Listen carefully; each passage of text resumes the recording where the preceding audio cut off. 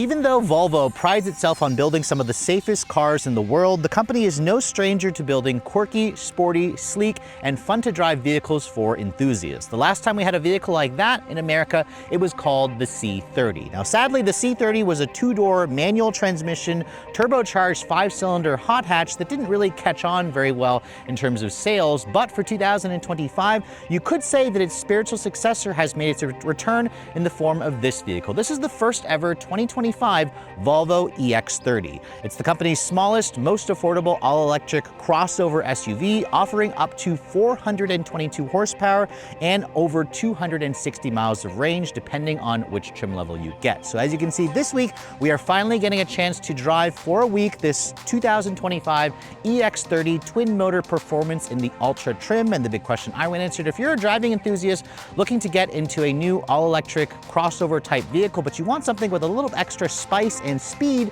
versus most of its rivals, how does the latest 2025 Volvo EX30 stack up? Stay tuned to find out.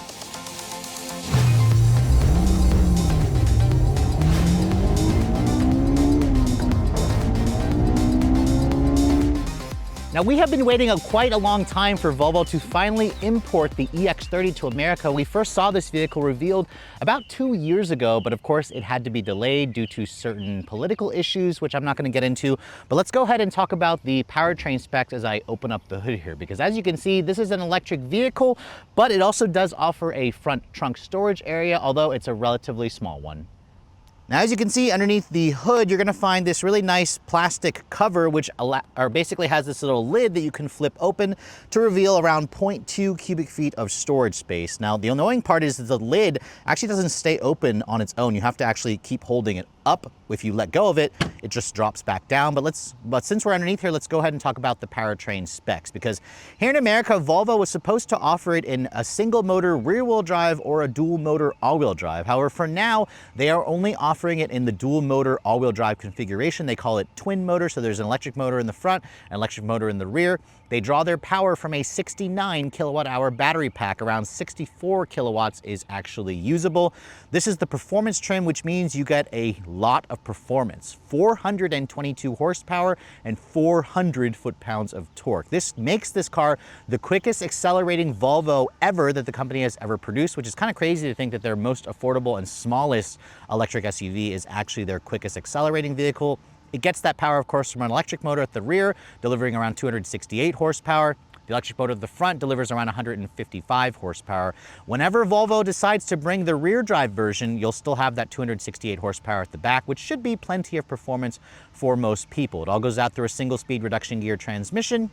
And this vehicle comes standard, of course, with electronic all-wheel drive, courtesy of its dual electric motors. Volvo says it has a 0 to 60 time of 3.4 seconds, which honestly makes it one of the quickest accelerating EVs that you can find, without a doubt, regardless of price, honestly.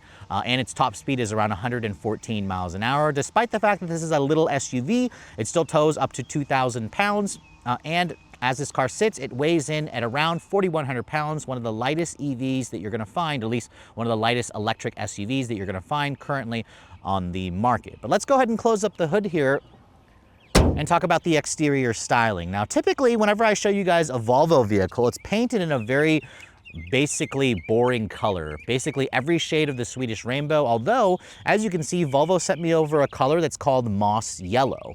It is certainly a bright and bold color. It actually has mostly hints of green, at least that's what I see in it, along with some yellow hue. This car definitely screams hatchback to me. I mean, Volvo likes to call it a crossover SUV, but let's be honest here, most vehicles in this class, at least if you're looking at a subcompact SUV, they are basically just lifted up hatchbacks. Now you can see the hood has lots of creases in it, but the car itself just has really nice lines. It has all the signature Volvo design elements here. There are Thor's hammer full LED headlights, which don't actually have that open and closing mechanism that you find on the EX90, their flagship, which is understandable. This is a subcompact entry-level SUV. You've got the newest Volvo logo there, front and center in the actual middle of the grille, the makeshift grille. Down here you can see there are some actual openings with some active grille shutters. There are also some functional openings there underneath the headlights, which basically help to create an air curtain over the brakes, I believe. You have integrated parking sensors, a full 360 camera, which you can see it's mounted right underneath the Volvo logo.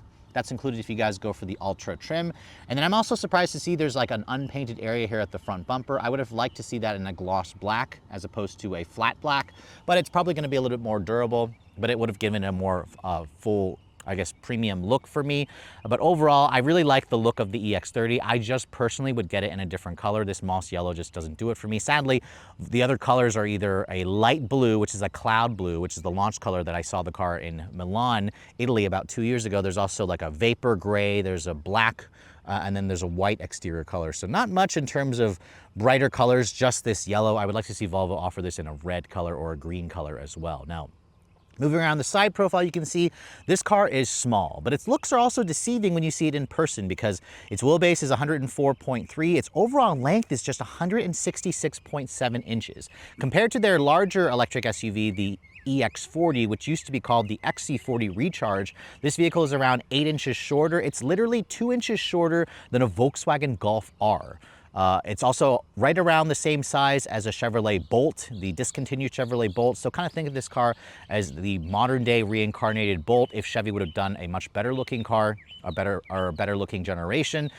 This car definitely has some cute, sophisticated lines to it. Now you can see the wheels. These are the standard 19-inch diamond cut alloy wheels.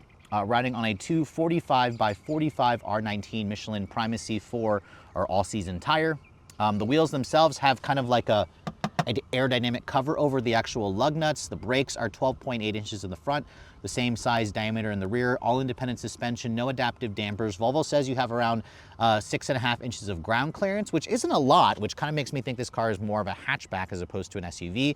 There is a cross-country version of this car coming out, which will add some fender cladding, a different grille, and a raised suspension that should actually give it more of a crossover look. But as you can see, the side sill area here is actually unpainted, which kind of gives the illusion of a lifted ride height. But again, this thing is barely taller than most hatchbacks. You can see the black roof is going to be standard unless you go for the black exterior color. The mirrors are power folding, integrated turn signals, 360 camera included with the Ultra trim. And then that panoramic style glass roof is also standard on all versions of the EX30, which is definitely a nice touch, but it doesn't actually open up to vent air, and there's no retractable shade. You can buy a dealer accessory shade for $200 if you guys don't want the sun beating down on you. You can see there's a little nice subtle EX30 badge here in the D pillar. And then right here you can see this is the charge port door, and when you open that, you can see this car still has the J1772 CCS combo plug. I'm expecting Volvo to eventually adopt the NACS J3400 plug, but this vehicle has a maximum acceptance rate on a level 3 of 153 kilowatts. That basically allows Volvo to say you can charge this vehicle on a level 3 from 10 to 80% in about 26.5 minutes. It has an 11 kilowatt onboard charger, which means you can go from 0 to 100% on level 2 in about 8 hours. So pretty competitive charging, not the fastest charging vehicle, but remember it has a slightly small 64 kilowatt hour battery pack, which is not big, but it's also pretty aerodynamic to where this vehicle offers up to 253 miles of all electric range, which is competitive. It's actually a little bit better versus some of its rivals as well, which is kind of interesting. Now, looking at the rear of the vehicle, you can see that hatchback look, but it's also got this nice squared off design. It's boxy, which I really like. It looks like it belongs in the Volvo family. It's giving me baby EX90 vibes, which is pretty much what this car is. But there's a lot of nice little details here. You can see the taillights are a stacked full LED. Down here you can see you have an LED turn signal, LED daytime or LED taillights, LED reverse lights, LED brake lights. I like the little C shape that you get here as well. This turn signals are not sequential, which would have been nice. You have a nice little subtle spoiler back here with a third brake light. The rear wiper is kind of sitting on the windshield as opposed to being tucked underneath the spoiler. You can see there's an interesting little black line that kind of goes across the tailgate, with the Volvo badge, of course, spelling it out boldly with a small EX30 badge there. You can see the rear bumper also has more of that unpainted plastic area, and obviously no exhaust. This is a fully electric vehicle. Now, looking at the trunk area, there's a little button here that's very cleverly tucked away underneath the rear wiper. If you push that, a power liftgate's standard equipment, which is nice. And then you can see the cargo area of the EX30 is definitely small. It reminds you that you're driving around a small vehicle that's the size of a Volkswagen Golf. You only have around 12.4 cubic feet of storage space when you have the seats up. 12.4 is basically about the same size as like a lot of compact sedans, so it's not a lot of space, but you do have an extra 2.2 cubic feet underneath the rear floor, which, as you can see, the car comes with a mobile charger, which has the ability to switch out to a level 2 if you'd like, which is nice how it's included. If you want to fold down the seats back here, there's no release levers. You'd have to remove this little cover here to get maximum cargo, but if I push on this, it's kind of hard to do with one hand. You can expand the cargo to around 27 cubic feet of storage space. 27 is definitely not a lot. Most compact SUVs offer around 30-ish cubic feet with the seats up. So Volvo basically says if you fold down the seats, you're gonna get around just under 28 cubic feet of space. So just keep that in mind. If you guys use this as a family vehicle, you're gonna have to pack light. Most competitors, again, offer roughly 25 to 50% more cargo space versus this vehicle. But if you want something that's, you know, built for urban commutes, city driving, this is definitely going to have your name all over it. Now moving on to the interior of the brand new Volvo EX30. Before we get inside, however, let me show you guys the key fobs for this vehicle, because as you can see, when you look at the actual fob for this car, Volvo actually doesn't even call it a key fob, they call it a key tag. And that's because this is a really interesting, but also I sense it's a cost-cutting measure. This is technically a little plastic piece that has no buttons on it whatsoever to enter and exit the vehicle. And then you also have this key card that you can place on the actual door right there on the pillar, where it has that little symbol. And that basically allows you to lock and unlock the car. You can also use your phone as a key if you guys are an owner of the vehicle. That actually comes included, but there's no traditional key fob that actually has keyless entry in this car, which I find to be a little bit infuriating.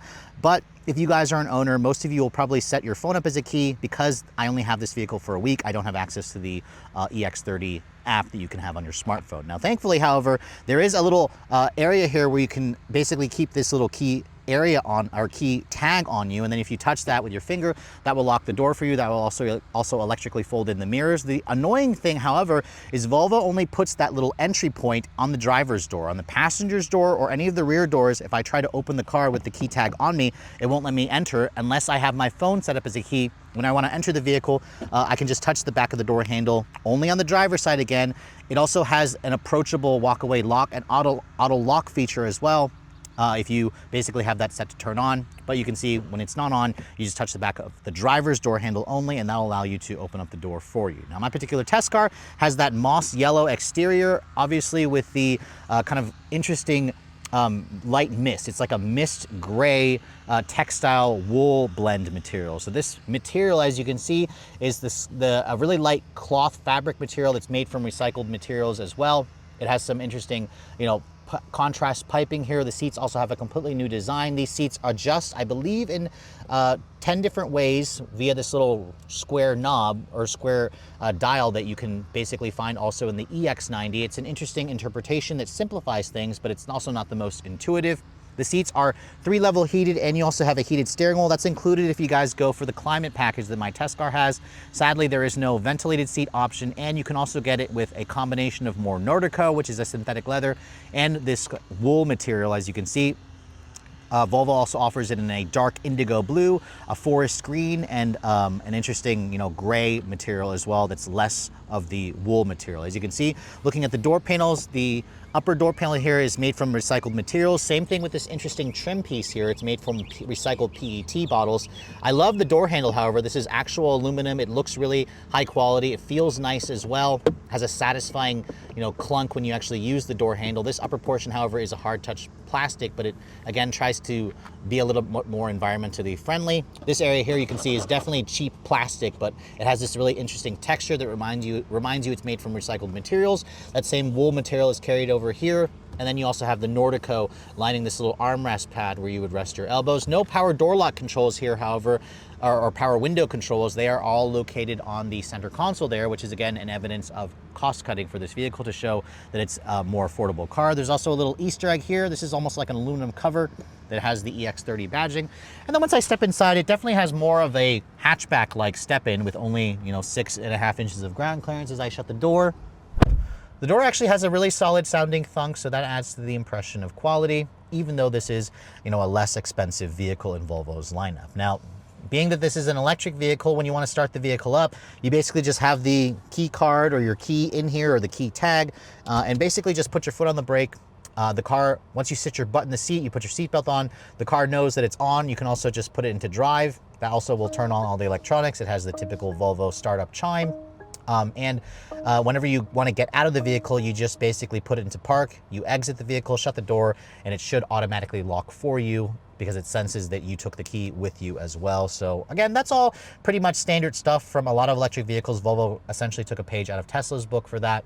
But as you can see, looking at the rest of this interior, it certainly has a very Scandinavian minimalistic design that I think actually works for the vehicle, but there are some elements here where I wished Volvo and gave us a little bit more in terms of actual knobs and buttons. You can see the steering wheel is a manual tilt telescoping wheel, which actually offers a really decent amount of adjustability, although the tilt could go down a little bit more. You can see the telescope function is also pretty good. The one thing I'm noticing, however, is this right here is a camera that watches your face to make sure you're alive and paying attention. When I pull the steering wheel out, that actually doesn't even move forward. It's almost like a separate plastic piece that kind of sits on top of it. That to me is a little cheap when I look at that, but remember, it is designed to be their most affordable model. There also is no instrument panel display on this vehicle. As you can see, it's totally open, which does help to create a nice low dash, which is nice.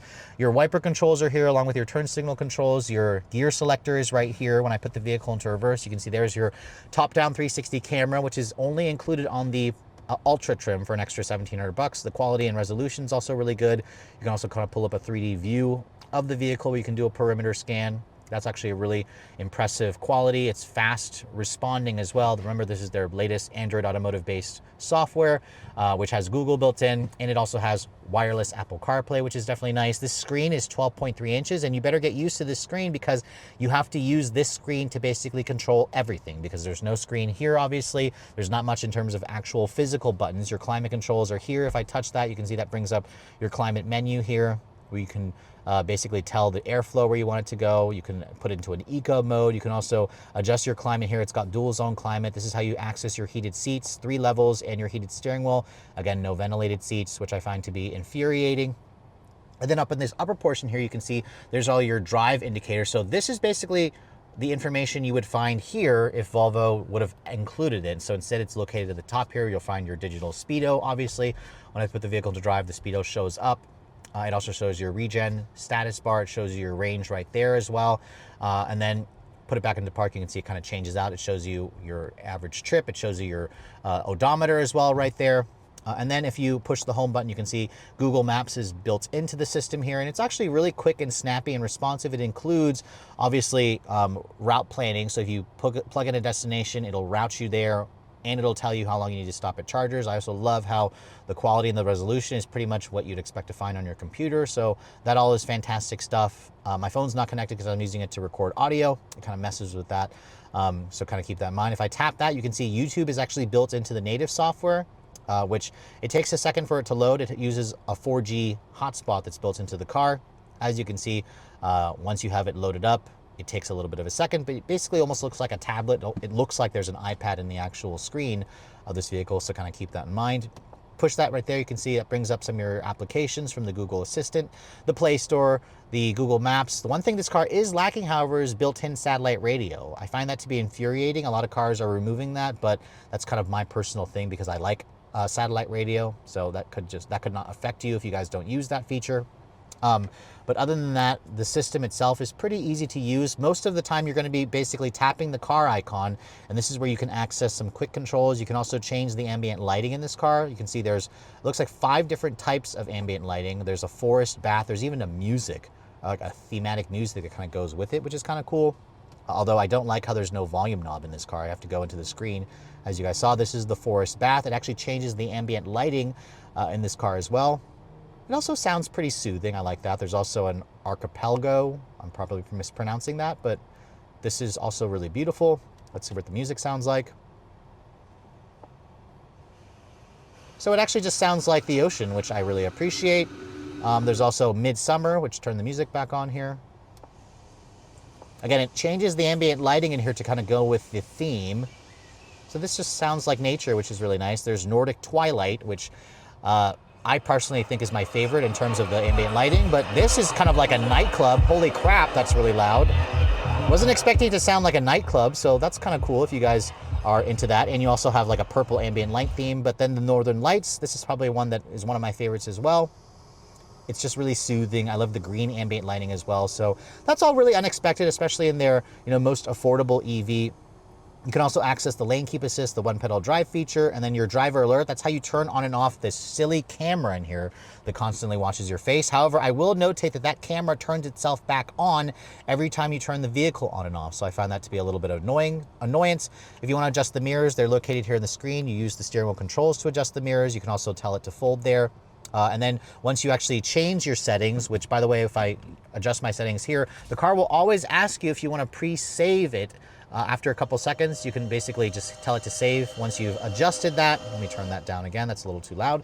And then you can also change the rain sensitivity for the auto wipers, which you can also turn them off entirely from this little control panel. And then if you want to go to the car status, it tells you if there's anything wrong with the car. And then if you go to your settings, this is how you access your drive modes, which is kind of annoying how they bury it into the screen here. This is where you can adjust the steering feel. You can turn on and off the one pedal drive feature. You can also turn on and off the performance all-wheel drive. This is how you're going to get maximum acceleration. We'll try that out later on, and we can test out the 0 to 60 performance along with your safety features. So again, you're going to be using this screen a lot to interact with everything. Thankfully, as you can see, it's very quick. It's very snappy. It's easy to use. I just want Volvo to give us more shortcut buttons. I find it annoying that everything is kind of in the screen. That's all for cost cutting. Now you can see the dash vents have an interesting design where there's almost like this kind of crystal, like plastic see-through panel, which I believe this may illuminate at night, but you can adjust the airflow here. It feels a little cheap and plasticky. Same thing with this dashboard material. It's the same material from the upper door panels here. It's slightly padded, however, on the dash, which is nice. There's a big Harman Kardon stereo here. This has the upgraded premium sound system, which actually sounds really good. If you guys are an audiophile, that's important as well that Volvo put a good sound system. This is more of that recycled PET material here on the dashboard, which is all hard touch. You have a center console area here which has a wireless charging pad here. And then you can see, looking at this little area, you can see, open that up, it reveals a little bit more additional storage along with your 2 USB-C charging ports.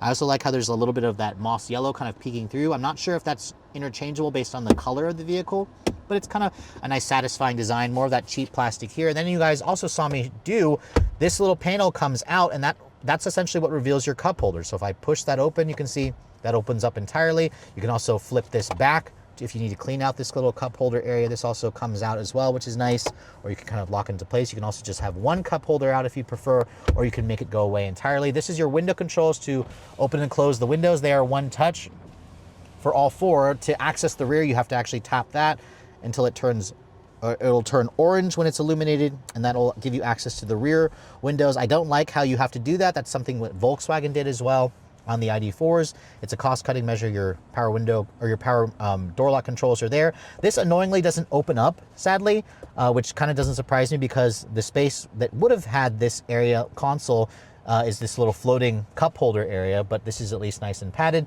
The seats also are really comfortable and supportive, not much in terms of lateral bolstering, but they do have a nice high quality material, and they also feel comfortable on longer trips. In terms of the glove box, you access it by pushing this little icon on the display. Once you do that, you can see it opens up on the center. I was expecting it to be there, but it's actually over here. It's a pretty small glove box, but at least it offers a glove box. Some competitors have taken that away. There's an auto-dimming rearview mirror with a beautiful frameless design, along with some ambient lighting in the actual map lighting. You can see the panoramic glass roof is huge. It goes all the way into the back seat area. It has a really nice dark tint, but there's no retractable sunshade. You can get a dealer accessory shade that you would have to install for an extra 200 bucks.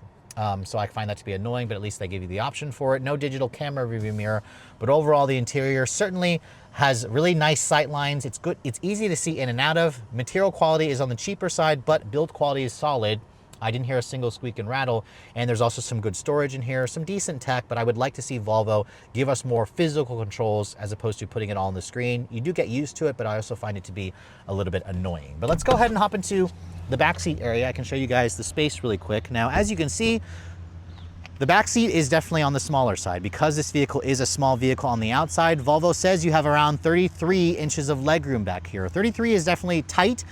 Most competitors will give you an extra 3 to 5 inches of additional legroom. You can see the door panel materials are all the same from the front, hard touch plastic, more of that recycled material here. You still have that really solid feeling aluminum door handle along with the Nordico here where you'd rest your elbows. And then these seats, as you can see, they have the ability to basically recline or fold down, as you can see, to create a completely flat load floor. Sadly, however, this doesn't have the recline function like you would find on some competitors. But once you get back here, you can see at 5'7", there is a decent amount of room for somebody like myself. This seat, as you can see, is not in my driving position. It's actually kind of all the way back almost, but I do have decent foot space. The floor is almost completely flat. There is actually a little bit of storage here for the rear passengers, so that's another reason why I guess this doesn't open up. You do have your rear window controls here in the center, which is also one touch up down. You have two USB-Cs, you have two storage cubbies here, which is nice, but sadly there is no armrest here. That would have been nice to also find. The panoramic glass roof also comes all the way back over my head in the second row. And then in terms of the headroom space, you can see there's actually a pretty good amount of headroom. That's because the glass roof basically gives you additional clearance. But I mean, overall, the back seat is definitely tight, but for somebody my height at 5'7", this will work on shorter trips. But if you have tall friends, this is where you're gonna wanna check out a much larger electric SUV. So here we are, finally behind the wheel of the new baby all-electric Volvo. It's kind of crazy to think that I first saw this car about 2 years ago out in Milan in Italy when I first had a chance to preview this vehicle in the studio. There was a lot of uncertainty with the EX30 coming to the US because, as you guys know, the tariffs are kind of a big uncertainty. But Volvo decided to go ahead and bring the car here finally after months of waiting for this vehicle. In fact, the only model that we're getting so far in the US is the twin motor Ultra Performance trim. The Performance trim, as you guys know, is the most powerful version of the EX30. And this vehicle is offering up to 422 horsepower, 400 foot-pounds of torque, around 253 miles of range, which is actually pretty good range specs considering the price point of this car. But really what's crazy good is the power figures, because no other vehicle really offers this much performance, especially in this particular like subcompact all-electric SUV segment. This vehicle is significantly smaller than most of its rivals, but Volvo says this model is good for 0 to 60 in 3.4 seconds. I have it in its performance all-wheel drive setting in the drive mode, which you have to go into the screen annoyingly to do. And let's go ahead and see what we can get on our usual stretch here. We'll just go ahead and floor it. Oh, struggling for traction, 3.26 seconds there. Holy cow, that is fast.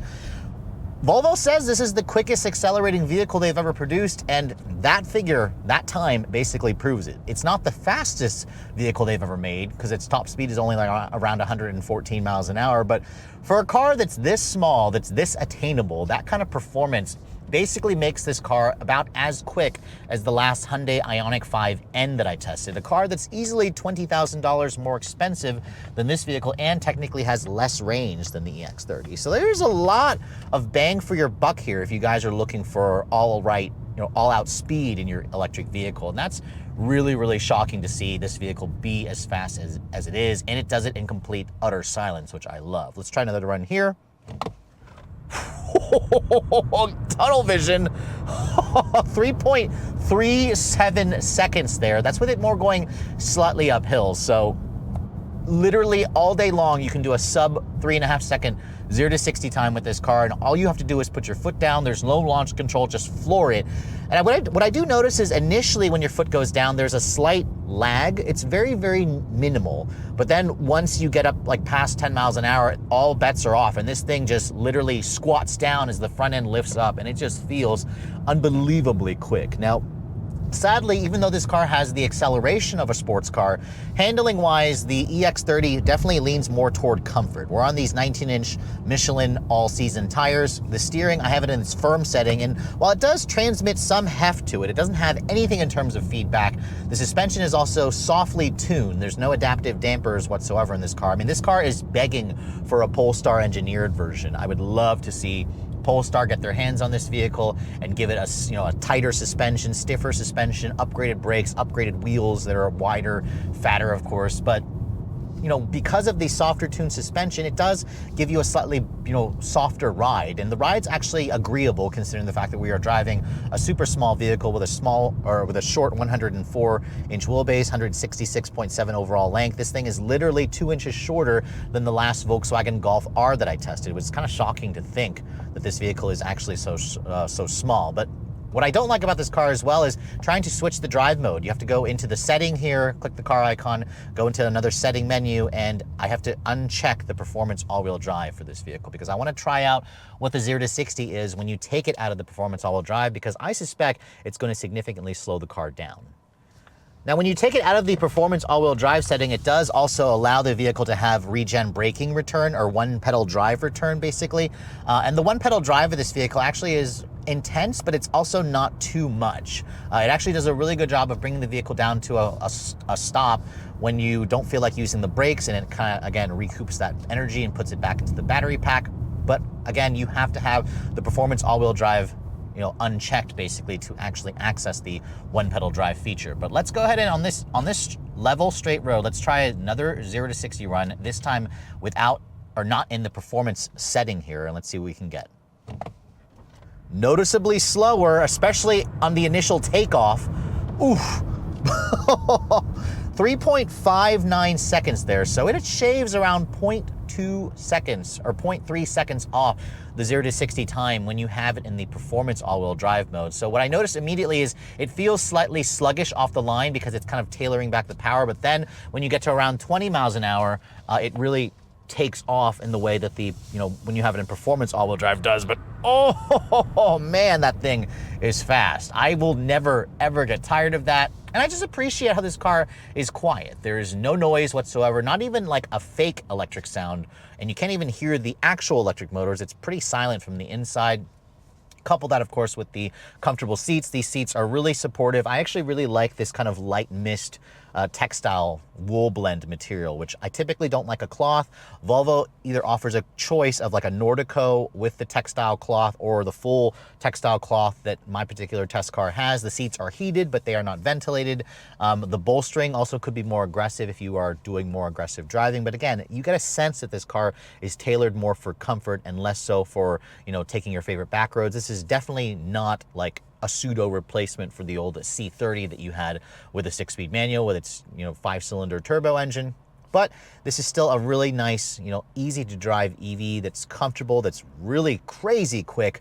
And in terms of the visibility, I can see out of the front, the side, and the rear quite easily. This car does have the Ultra Upgrade trim level package for an extra $1,700. It includes the 360 camera system. It includes rear automatic emergency braking at low speeds.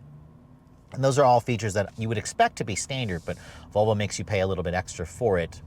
But regardless, this car is just a really easy car to live with on a daily basis. It's really easy to park, especially if you guys are in urban environments. Clearly, that's not me. But on your favorite back roads, the car can handle its own. I mean, it's a 4,100-pound electric SUV crossover, and it's actually one of the lightest electric SUVs on the market. But you just get a sense that Volvo tuned it more for a comfortable ride because of its softly tuned suspension. But I appreciate that on those longer trips, coupled with the softly padded seats. I just wish that Volvo offered like a digital camera rearview mirror. They offered ventilated seats would be nice. I also still don't really love the fact that there's no instrument panel display in front of the steering wheel. It's all located here in the center display. There's not much in terms of knobs or buttons in this car. But what I do really like, however, is the wireless Apple CarPlay and Android Auto. That's a feature that, you know, Volvo, or I'm sorry, just wireless Apple CarPlay. That's a feature that Volvo was really slow to adapt. As you can see, my phone connects perfectly to this with the wireless CarPlay. It's really quick and snappy. This runs off of Google, of course. It has Google Maps and the access to the Google Play Store and the Google Assistants. And I mean, overall, the screen here, even though it's not the largest screen, the EX90 technically has a 14.5-inch display. This 12.3 is certainly nice. It's also oriented in a tablet style or a portrait style where it's, you know, vertically oriented, I'm sorry. And it's, you know, to be honest, the interior is the Scandinavian minimalistic that you expect from the Volvo brand. But let's go ahead and talk about the range for this vehicle, because on a full charge, this vehicle showed just under 250 miles. That's just shy of the 253 that this car is rated. In my week's worth of testing in mostly a mixture of city and highway, mostly city, to be honest, I averaged around 230 miles on a full charge, which is not bad. It's a little bit better versus what I got in the last Hyundai Ioniq 5N, although I wouldn't really compare this car to the Ioniq 5N. The Ioniq 5 just feels like a much more serious performance vehicle, even though they have very similar 0 to 60 times. I imagine on the highway, that number will probably shrink down to around 200 miles of range, which isn't a lot in real-world driving. But remember, this is supposed to be their price leader in the Volvo lineup. If you want a little bit more range, the EX40 offers up to 296 miles of range.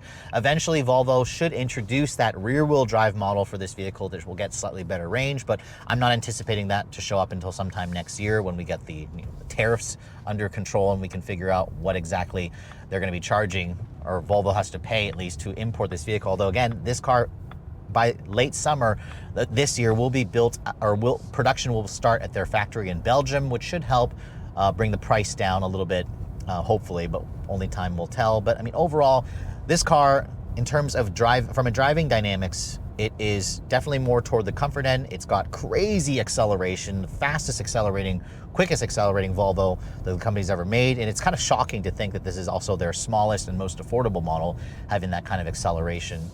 But at the same time, if you plan to daily drive it, it's still comfortable enough where you could take it on those longer trips. You can park it anywhere you want in a small urban environment. The seats are comfortable. The tech also works pretty well. The one thing I just don't particularly love is the fact that the key fob, Volvo decided to go with a non-traditional key. Now, if you are an owner of the vehicle, you can use the phone as a key, and if you have access to the app, you can also use it at that point. So that probably takes that away, or takes the sting away from that. But as a media, I don't always have access to that, the app for the vehicle and whatnot. But overall, I'm pretty impressed. This is definitely a car that is quirky, that is fast, that is unique, that's also relatively well priced given the performance. It just doesn't have the space that most Americans are looking for. And that's, again, showcasing the fact that this is a global vehicle built off of an architecture from Geely. So after spending a full week with the new entry-level baby SUV in Volvo's all-electric lineup, I have to say this vehicle seriously impressed me when I first saw it in Milan, Italy about 2 years ago. And while we had to wait a few more months to maybe even a year longer than a lot of other markets because of the situation with the tariffs, I have to say it's probably worth the wait, especially if you guys are an enthusiast looking to replace your old C30, or you just want something that's quirky, something that's very Scandinavian, something that's minimalistic, but at the same time, something that's extremely quick. Because as you guys saw, the twin motor performance seriously punches above its weight in this particular segment. It is the quickest accelerating vehicle that you're gonna find in a subcompact electric SUV. It's one of the smallest electric SUVs you're gonna find as well.